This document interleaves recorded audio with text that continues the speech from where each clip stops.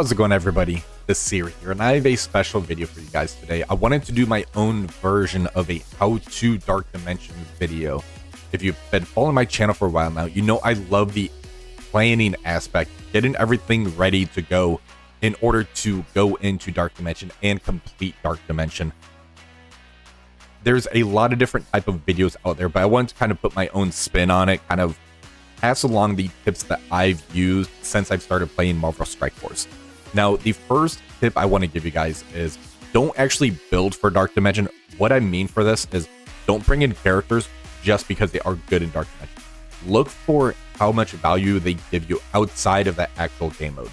Realistically, you're only going to do 2 runs of Dark Dimension. Once that's done, that's basically it. So characters like Ball and Symbiote Spider-Man, they have buffs in Dark Dimension, even the Eternals actually.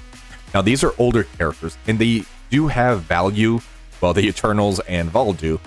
They have value in Dark Dimension, but once you're done with Dark Dimension, they really don't have as much value in other game modes. So usually don't bring in the best character for Dark Dimension unless you are actually doing a speed run through it. Now what I do want you to do is actually plan for Dark Dimension. What I mean for this is hoard your resources, only use the resources that you actually need daily. Currently, I have about 3 million gold in the game.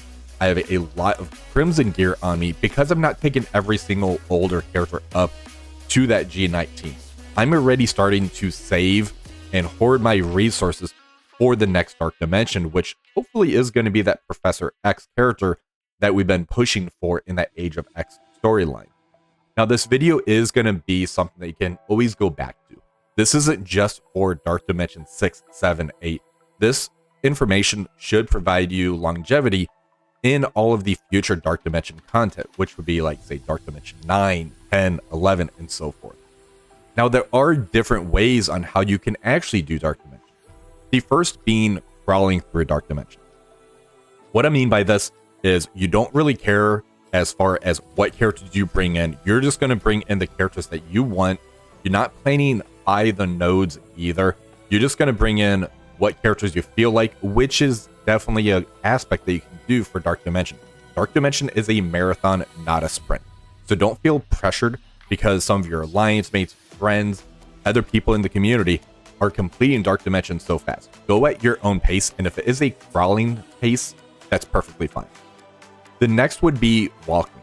This is going to be, you're kind of building towards Dark Dimension. You're doing a little bit of the hoarding aspect of it, but you're not really building by the nodes. What I mean by that is usually there's going to be a no restriction section. Then it will go into, say, a city, global, cosmic, legendary, and so forth. Maybe you want to actually work on your legendary characters first, or maybe some global or cosmic characters first, because you use them in every single game mode. This is going to delay some of your process as far as trying to get through to the other nodes because you have future characters built for it, but you don't have the nodes that you're currently on ready to go. The run aspect is usually the method I go for.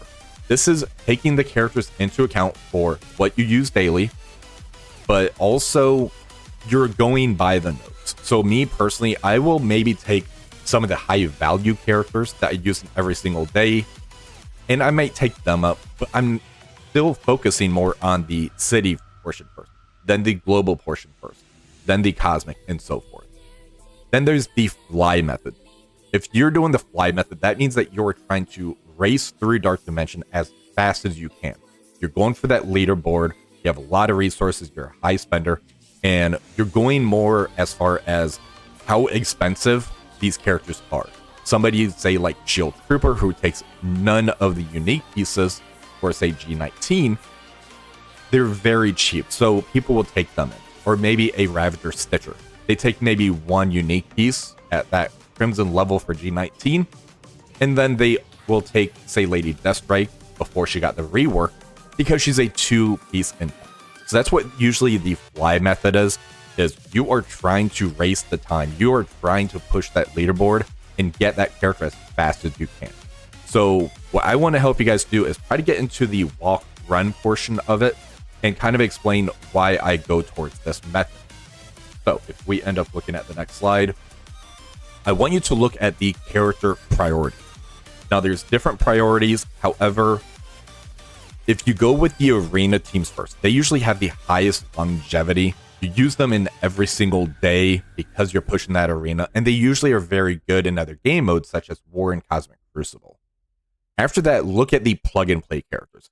Characters like Kahori right now, Black Knight, Nightcrawler, even Guardian in aspect, but I wouldn't really take him in Dark Dimension. I'm just saying that he's a plug-and-play character.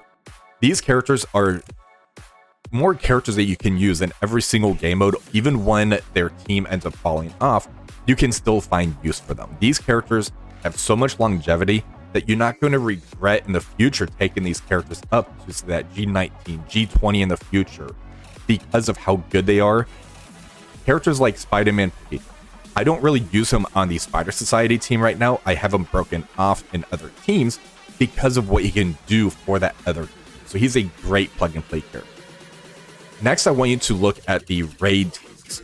Now, usually I don't really push toward using these raid teams because once they're out of their game mode, they don't really work as well in other game modes. Spider Society definitely does. Ninth Stalkers does. The Orcus team, they can work in War. They're not really great in Cosmic Crucible, but because of how important raids are, I want you to try to look at what's the most important character on that team. If we look at the Extreme X-Men, that would be characters like Gambit, Nightcrawler, Ford. Those are going to be the trinity of that team. If we look at Spider Society, Penny, Peter Parker, Spider-Man Pavitra. Those are great characters that you can take into these Dark Dimension game modes, and then you don't have to really push as hard on those other two characters. That's why I've been doing those Power Trio videos, kind of helping you guys out with what's the best method to spend your resources on, trying to get you guys ready in that mindset. Once you have those characters done, look at what your favorite game mode is. Is it Cosmic Crucible or is it Alliance War?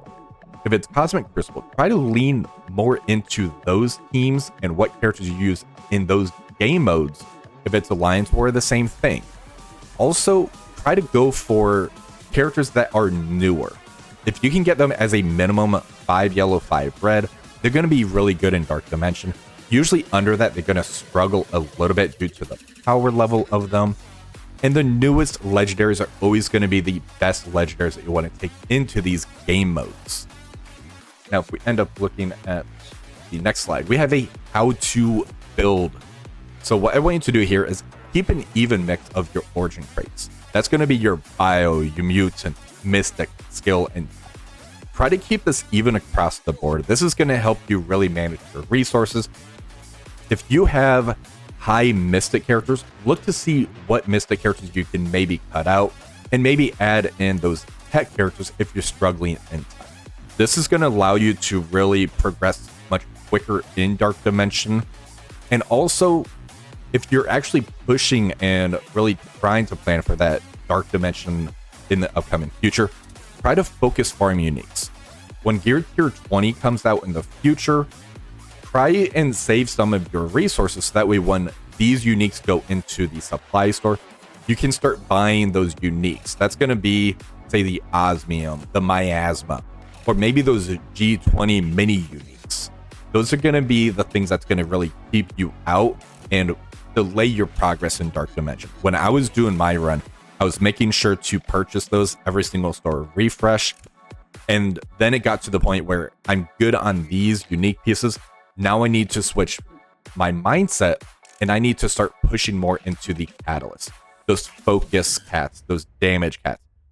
The Marvel Strike Force website has a great planner available to where you're going to be able to see what uniques or what catalysts you're behind on. That way you can always pivot and start farming those pieces instead. And the last tip is going to be manage your resources. This is a resource management game. So if you are leveling up a lot of these older teams and you're mid game, focus more on the newer teams, the newer characters, because of how fast these characters are coming out and with the power creep. A lot of these older teams are kind of getting pushed by the wayside. And then this is going to allow you to only build these newer teams and characters. So you're going to manage those resources and only take the characters up until they're doing what needs to be done, if that makes sense. If you're a mid-game player and you're trying to push into the Orcus teams or the Orcus raids, for instance, try to get those teams up until what your alliance is doing. You can delay a little bit, and then when you start to plan, hey, we're going to go to the next level of the Orcus raids, then you can power up those characters again. That way you're not blowing through all of your resources. So try to manage how much gold you can spend daily. Usually you can spend about 3 to 4 million gold, and that you're going to be getting back daily as well, especially with the way war payouts are. Now what I want to do is I want to actually jump in game. We're going to end up looking at some of these tips for Dark Dimension. For Dark Dimension 1, this one here, you need to be gear tier 12 in order to get into this. This is going to get you at level 65. The nice thing about Dark Dimension 1 is you're going to be able to go in here. This is going to get you Kestrel. She is a power crept character right now. However, she is a Marvel Strike Force original, which means that they're always going to look at reworking them and keeping them up to date. Now, the nice thing about Dark Dimension 1 is you can go in here with just one character. So once you hit level 65, gear tier 12, you can already start making progress in Dark Dimension 1. This is fantastic. Next up is going to be Dark Dimension 2. This is going to get you Ultron as far as the reward goes, and he isn't really used anymore, not even in Masters of Evil. This is going to get you more resources. That way you can start leveling up some of your other characters. You're going to get these pre-crafted pieces that's going to help you get these characters up. You're going to get a lot of catalysts. It's going to be more of a progression system. You're going to get a splurge of resources plus the node rewards, because if we look at what's on the node rewards on here, I already cleared it, so I can't really do that. But there's always going to be node rewards, whether it's going to be gold orbs, mega gold orbs in the future, training, T4s. There's a lot of resources that you get for doing these Dark Dimension runs. Next up is going to be Dark Dimension 3. This is going to get you Ultimus as the character in here.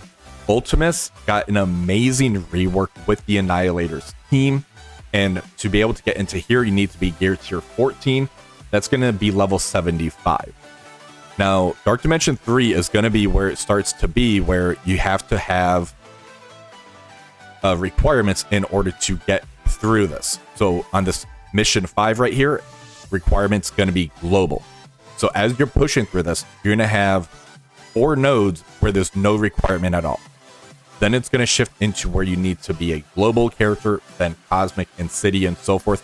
This is where the real planning begins for Dark Dimension as far as how you're going to be progressing through it. Now, when we get to Dark Dimension 4, this is going to get you Dr. Doom. He isn't really used anymore. He is basically a definition of what a luxury character is at endgame. I use him sometimes in Alliance War or Cosmic Crucible, depending on what comp I'm going against. Dr. Doom has a unique hit to where when he gets pushed under 50% health, he gets a lot of turn meter. Then you're able to give another character 200% turn meter. And that character is going to be whoever has the highest. So based on how the new stats are, he's very easy to get killed off, meaning that you're not going to be able to get that acid pushed off. That's why he's a very high luxury character. Again, it's going to be more the node rewards and the payout that you're going to be getting. That's going to be the important reward for this. It's going to be pre-crafted gear. And this is where the orange gear ends and we start getting into teal gear. Dark Dimension 5 is going to be level 85, gear tier 16. In order to get in here, it's going to be the same way to where this is going to be the node requirement sections. Then it's going to go into non-legendary characters. And it's going to be city, global, cosmic, and so forth. As far as the rewards goes, you get the pre-crafted, you get the node rewards, and you get Dormammu as the payout for here. Dormammu is another luxury character. He's not on any team. However, he does provide a lot of plug-and-play value to where he gives revive once you're a team. He's able to use the special and start flipping positive effects into negative effects. He's a very good luxury character. I don't use him every day, but when I use him, he does bring value as an offensive tool. Now we're into the top 3 Dark Dimension characters. I don't have Apocalypse listed on here. He is a epic campaign type of character that you can see right here in the Apocalypse saga, but we're focusing more on this. We'll do a Apocalypse video in the future. So for Dark Dimension 6, this is going to be gear tier 18, and this is going to be level 95. So when you hit level 95, you're going to be able to start going in here. Super Scroll is still an amazing character in this game. He's probably, I don't know if he's a top 10 character, but he's very, very good. Has a lot of utility that he can provide, whether it's doing ability blocks, the traumas, the speed manipulation that he does. Definitely get him, build him up. Once you do, you're going to get a lot of pre-crafted gear like always, and you get Super Scroll. For Dark Dimension 7, that's going to be a Mephisto. This is where you get into the end game for what currently is in for Dark Dimension. Dark Dimension 7 is going to be gear tier 19, level 100. And this one here, it's very interesting. You have the 2 non-restriction modes. Then there's going to be non-legendary and non-mythic nodes that's going to be located in here. And as far as the leaderboard goes on this one, I was 723. So that's where the run kind of aspect of what I do in Dark Dimension kind of comes into play. Dark Dimension 8, I was ranked 453, so I was a top 500 on finishing for this as well. As far as Odin goes and Mephisto, these are powerhouse characters that's going to change your roster, that's going to improve your roster so much by what they can do. But I do want to end up going to the website. We're going to end up taking a look as far as how we're going to be planning, what we're going to be doing to kind of get you guys prepared for this. So right here is going to be for Dark Dimension 7 as far as a planner goes of what I would end up doing today. And I'm going to give you tips as far as how you could end up using this in future Dark Dimensions. The first tip is, you can see at the bottom down here, I have a very healthy mix of bio, mutant, mystic, skill, and tech. I have 6 bio, 6, 5, 6, 5. Now, the Spider Society is a very interesting one because they do have Pavitra listed as a bio. He's actually more of a mystic. Penny right here is listed as a skill, and Peter B. Parker right here is listed as bio. Penny, I believe, is a half and half. So if we pull up Penny, and if we end up going down a gear tier, she's 3 mystic that's currently listed on there. So she is a skill. She's actually a skill character.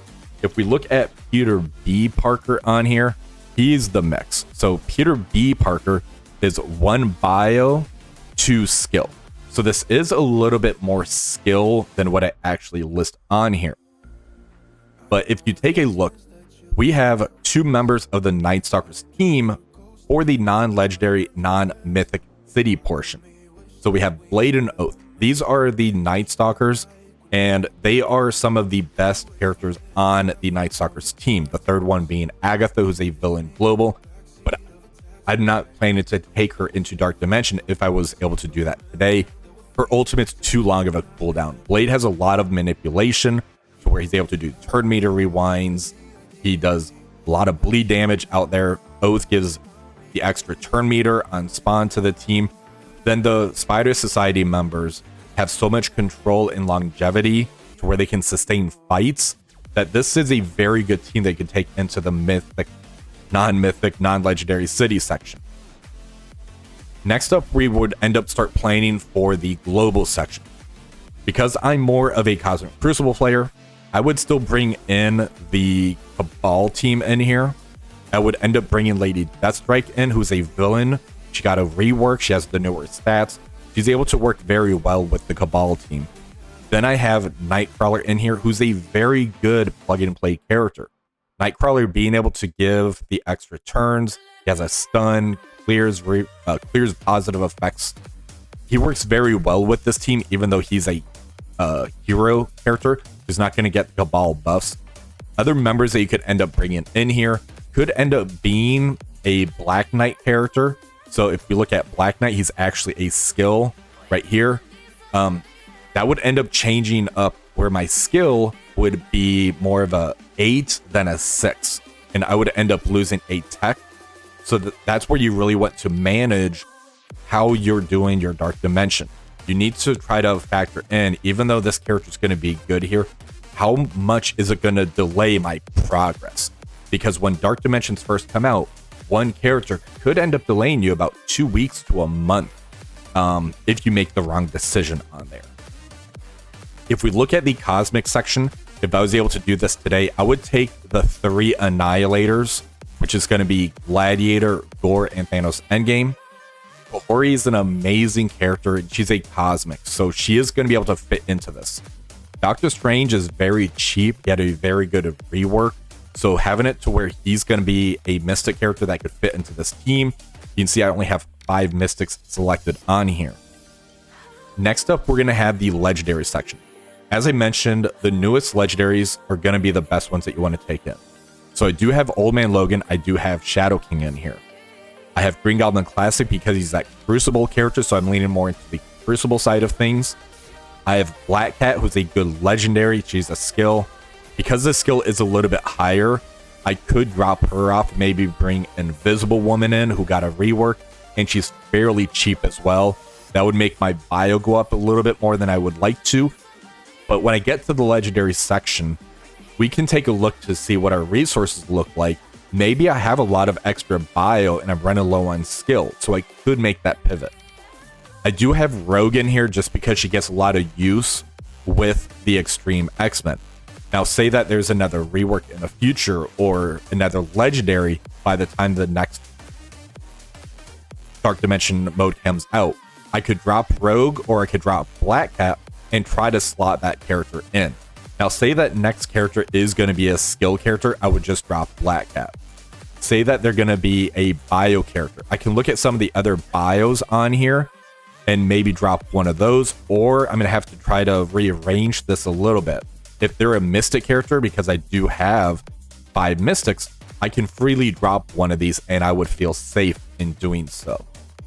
Now, Dark Dimension 7 is very interesting because they do have a Mythic section on here. Super Skrull and Apocalypse are going to be the 2 that you're going to take no matter what.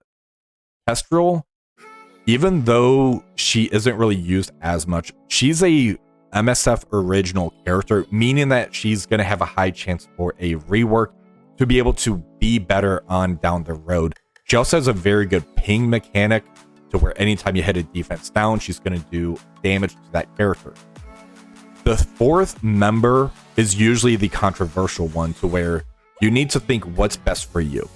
You can go with Ultimus, who's a very good plug-and-play character, but he is an expensive Mystic character to where if we take him off down here, and we go down to the Mythic, he takes the full 5 pieces. Dormammu takes the full 5 pieces as well, and he's Mystic. Dr. Doom, he takes half and half. He's going to take 2 Tech, 2 Mystic, or 2 or 3. It's one of those.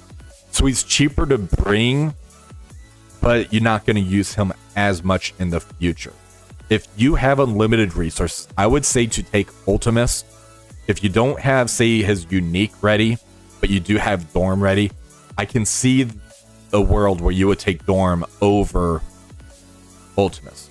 Now, when doing Dark Dimension 7, Dr. Doom is the better character in Dark Dimension, but that's where we go back to the infographic where I said, don't build just for Dark Dimension.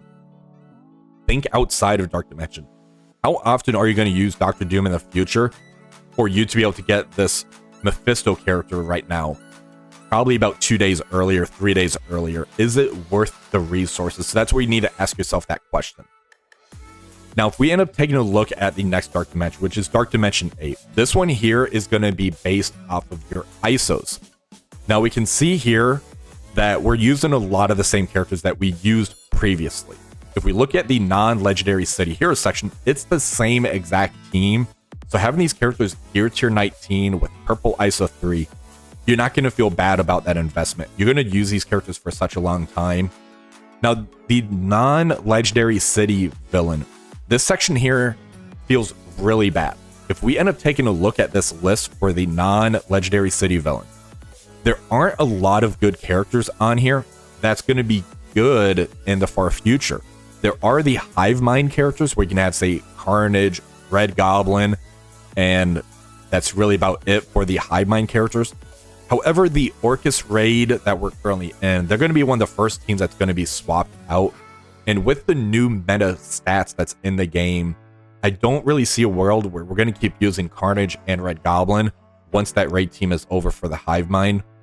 I do use the Superior 6 team every day in Cosmic Crucible, whether it's on offense or defense. I also use them in Alliance War, so I don't feel bad about taking this team up. I have Craven, Lizard, Spider Slayer. Vulture got an amazing rework, and so did Mysterio. However, Mysterio is very expensive, Vulture's very cheap. So we have 3 tech, 1 bio, 1 skill character for this section. Until more city villains come out that's not legendary or anything like that, I feel this is the best team that we can really lean into for this section. Now we have the non-legendary global hero. For this section here, I have a Black Knight, the 3-piece Illuminati, and Nightcrawler. Now, if we end up taking a look at that section, we do see that some of the Astral characters are on here with Ancient One and Emma Frost X-Men. I don't think they're going to be too great in that game mode. If you do love your Battle World and Alliance War, you can maybe take them. However, this section was fairly difficult. The Illuminati has so much speed and control that they could do, but the retaliates from Black Knight, and then you have Nightcrawler to be a really good support for them. I do feel that's going to be one of the better teams that you could use in there. Other options could be more of the Extreme X-Men, which if you take the Extreme X-Men, you're going to need to bring Gambit in. You're also going to need to bring Forge in, which Forge is... There's Cyclops right there. There's Forge right there. So that's going to be 3 because we have Nightcrawler. Then you have to bring Sunspot in. Sunspot is the energy battery for that team, so we're going to be able to have all of your abilities ready on spawn. And because of those charges, he's going to give the team extra damage. So if you lean into that, you're looking at 4 mutant characters, and then maybe Black Knight as the skill character, and that could get you through that game mode. Next up is going to be the non-legendary global villain. We're going to have our Cabal team like we did for Dark Dimension 7. We have Lady Deathstrike, who we had for Dark Dimension 7 as well. And then Apocalypse. You're able to use him here because he is a mythic character, and it doesn't say that there's the non-legendary global mythic on here. So this team here does very well in this section. Next up is going to be the legendary or cosmic. There has been a change to this one for me. So you're going to bring Apocalypse. You're going to bring Mephisto, Super Skrull, Old Man Logan, Thanos Endgame, who we had in the previous section. And we are dropping Gladiator for Kahori. Kahori is a powerhouse of a character, and she would be able to do a lot of work in this section, especially with the new stats. She has an exposed mechanic out there, so that's going to give you 3 characters that give exposed, so you keep that energy going from Thanos Endgame, and Mephisto really does carry that as well. So this section is going to be a whole lot easier once you fit Kahori in. Now, if you were actually building for Dark Dimension, even though I don't recommend you do so, you could end up dropping, say, Old Man Logan and putting Vol in here. Vol is going to get you a 4th character that does exposed. Vol is able to use that ultimate where they do about 60% damage to the entire battlefield, give revives as long as your Mephisto's killed off, obviously. But Vol could work in here. However, at this time, I don't feel that Vol is worthy of taking into Dark Dimension because of how old of a character they are, and the Bifrost team isn't really a team anymore. Maybe in the future when Vol gets reworked, then we can look at Vol as an option. Now, as far as the sections go on here, if we look at Dark Dimension 1, you can, on the website, see what the rewards are. This is where you see that Kestrel is going to be from Dark Dimension 1. As I mentioned, they need another rework. Their team that they're on, which is Pegasus, isn't a active team in the game at this time. If we look at Dark Dimension 2, this right here is where, actually that's Dark Dimension 3. So this is where you're going to be able to see on here where you need Gear Tier 14. It goes Global, Cosmic, City. So this is a great planner. So if you haven't been to the Marvel Strike Force website, definitely go here. And you can definitely use this as a planner so that way you can try to plan ahead for your next Dark Dimension journey. If you do have any questions about this, feel free to jump in the comments. I'll try to keep this up to date. When the next Dark Dimension is announced, I'll do another one of these videos that's going to be more relatable to that one. I'm going to show you my progress again as far as how I'm preparing for that future Dark Dimension. If you did enjoy this video, please remember to like, share, and subscribe to the channel. Until next time, have a wonderful rest of the day.